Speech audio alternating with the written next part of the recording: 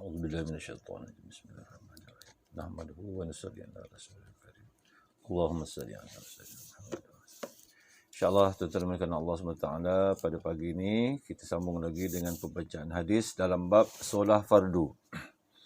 Sayyidina Abu Dzar radhiyallahu anhu berkata bahawa Rasulullah sallallahu alaihi wasallam bersabda, sesiapa selepas solah subuh dan dalam satu riwayat selepas solah asar dalam keadaan dia masih duduk bertimpuh, yakni sebagaimana dia duduk dalam solah, dan sebelum dia berkata-kata, dia mengucapkan kalimah ini 10 kali, maka pasti akan ditulis baginya 10 hasanah, dihapuskan 10 dosa dan dinaikkan untuknya 10 darjat. Serta sepanjang siang itu dia terpelihara daripada setiap perkara yang tidak disenangi, dan kalimah itu memeliharanya daripada syaitan, dan tidak ada mana-mana perbuatan yang boleh menyebabkan kemusnahannya kecuali syirik. Dalam satu riwayat yang lain, ada kenyataan bahawa balasan setiap sekali kalimah yang dibaca, seseorang akan mendapat pahala memerdekakan seorang hamba Allah.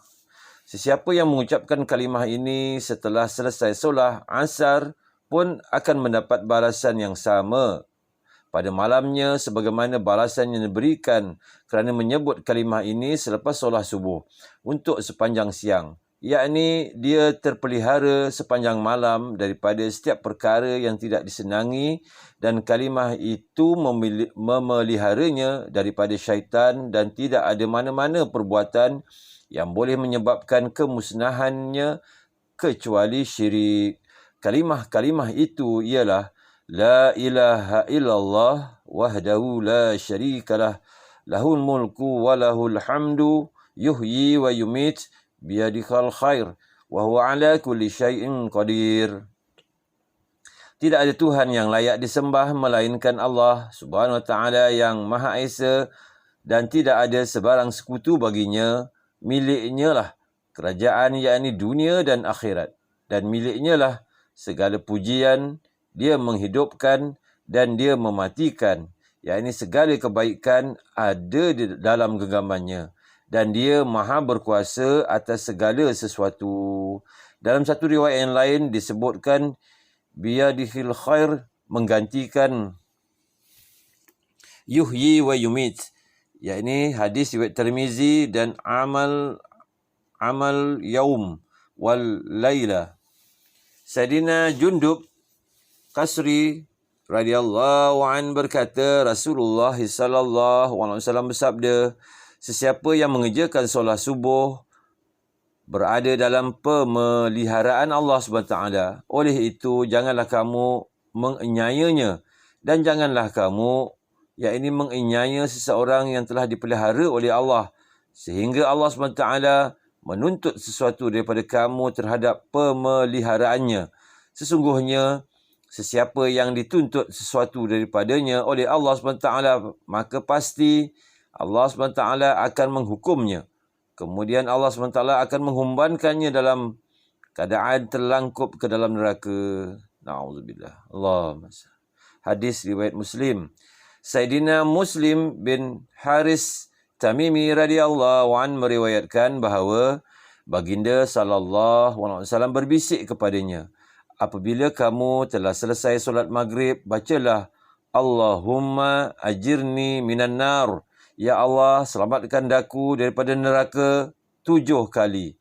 Kerana sesungguhnya apabila kamu menyebutkan kalimah itu, kemudian kamu mati pada malam itu, maka kamu akan terselamat daripada neraka.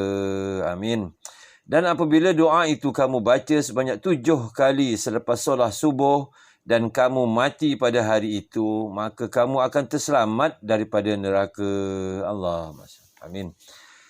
Hadis riwayat Abu Daud. Keterangan Rasulullah sallallahu alaihi wasallam telah berbisik kepada sahabat tersebut supaya kepentingan perkara yang diberitahu terpahat di dalam hatinya. Bazalhul Majhud. Sayyidina Ummu Farwah radhiyallahu an berkata bahawa baginda sallallahu alaihi wasallam telah ditanya orang, apakah amalan yang paling afdal? Baginda sallallahu alaihi wasallam bersabda, solah pada awal waktu. Allahu Akbar. Amin. Hadis riwayat Abu Daud. Sayyidatina Ummu Farwah radhiyallahu anha berkata bahawa baginda Rasulullah sallallahu alaihi wasallam telah ditanya orang, apakah amalan yang paling afdal? Baginda sallallahu alaihi wasallam bersabda, solat pada awal waktu. Allahumma amin. Hadis riwayat Abu Daud. Sayyidina Ali radhiyallahu an berkata bahawa Rasulullah sallallahu alaihi wasallam bersabda, wahai ahli Al-Quran, yakni orang-orang Islam, tunaikanlah solat witir. Sungguhnya Allah SWT itu witir dan dia sukakan witir. Hadis riwayat Abu Daud. Sayyidina Ali radhiyallahu an berkata bahawa Rasulullah sallallahu alaihi wasallam bersabda, wahai ahli Al-Quran, yakni orang-orang Islam, tunaikanlah solat witir. Sesungguhnya Allah SWT itu witir dan dia sukakan witir. Hadis riwayat Abu Daud. Allahumma salli. Keterangan witir ialah bilangan yang tidak mempunyai pasangan, yakni bilangan ganjil.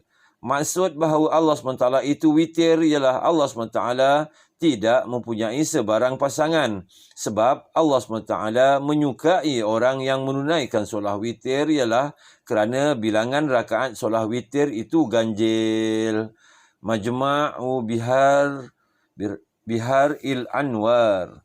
Sayyidina Kharijah bin Huzafah radhiyallahu an berkata bahawa pada satu hari Rasulullah sallallahu alaihi wasallam telah datang berjumpa kami lalu bersabda, sesungguhnya Allah SWT telah menambahkan untuk kamu satu solah lagi.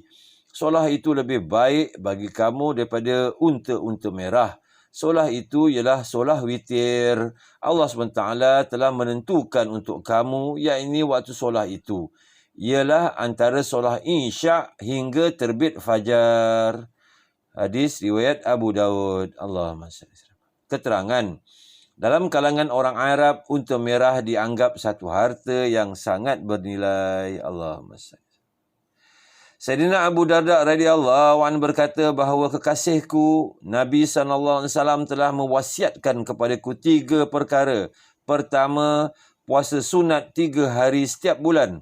Kedua, solah witir sebelum tidur. Ketiga, 2 rakaat solah sunat fajar. Hadis riwayat Tabrani Majma'uz Zawaid. Keterangan, sesiapa yang biasa bangun tengah malam, maka baginya lebih afdal untuk menunaikan solat witir setelah bangun daripada tidur.